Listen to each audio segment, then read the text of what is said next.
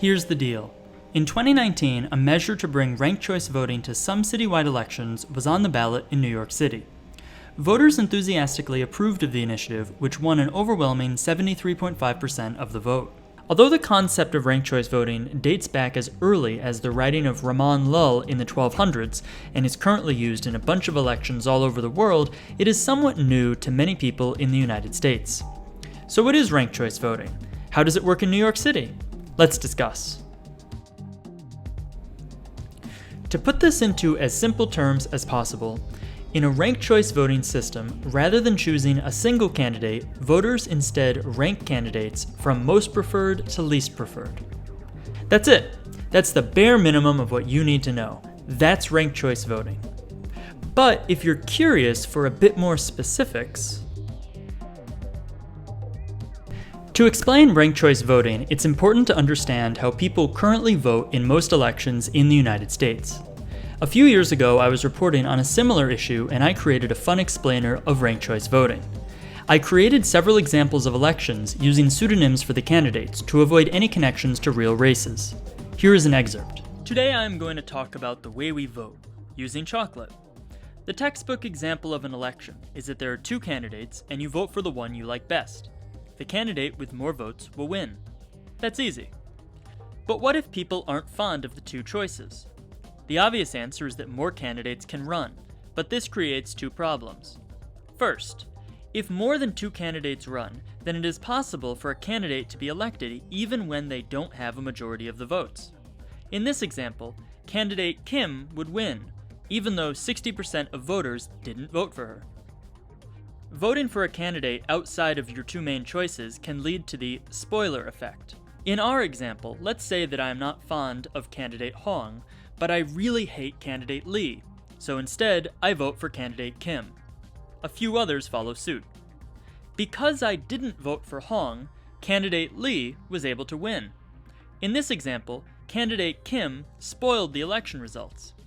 Not only did my preferred candidate not win the election, but my least favorite candidate was able to claim victory. The way most elections in the United States are currently run is known as first past the post, which means that voters only choose one candidate, and the candidate who secures the most votes will win. In order to fix the issues with the spoiler effect, and with candidates winning races while only capturing a small percentage of the total votes, some voting rights advocates are pushing for ranked choice voting, which looks like this. In our example, I loved candidate Kim, I was not fond of candidate Hong, and I really hated candidate Lee.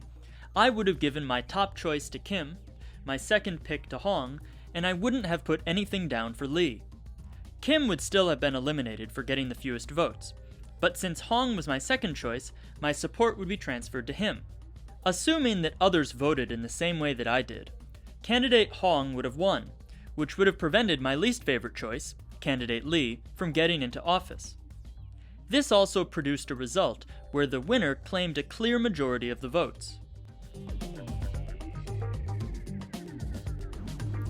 In New York City, ranked choice voting is used only for special elections and primaries in races for mayor, public advocate, comptroller, borough president, and city council members. Keep in mind that this is just for NYC. For statewide and national elections, New York State and the federal government, respectively, would have to adopt ranked choice voting as well. In an applicable New York City election that uses ranked choice voting, your ballot will look like this. Candidates' names will be printed on the left side, and the ranking will be printed on the top. If there are 6 or more candidates running, you may only rank your top 5 picks. You do not have to rank all 5 candidates if you dislike or have no preference on some of them. You can only rank a candidate one time, and you can only have one candidate per ranking. After being enacted in 2019, the ranked choice voting provision kicked in starting in 2021.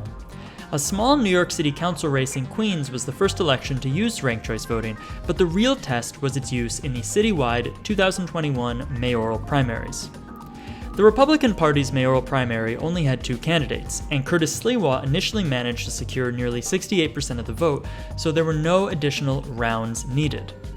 However, the Democratic Party had 13 candidates, leading to 8 total rounds of tallying before then-candidate Eric Adams managed to earn over 50% of the vote. While it would be impossible to predict what would happen if the 2021 Democratic mayoral primary were conducted using first-past-the-post voting, we do have opinion polls. One of the last opinion polls before the primary was conducted by Data for Progress, and framed the question as if this was going to be a first-past-the-post primary. This poll still has Eric Adams winning, but instead of the 50.4% he received under ranked choice voting, this poll suggests that he might have won with only around 28% of the vote. Advocates would argue that regardless of how you personally feel toward Eric Adams, voting systems that produce candidates backed by higher percentages of the population are stronger overall. Let's review. In a ranked choice voting system, rather than choosing a single candidate, voters instead rank candidates from most preferred to least preferred. At the time of publication, in New York City, ranked choice voting is used only for special elections and primaries relating to races for mayor, public advocate, comptroller, borough president, and city council members.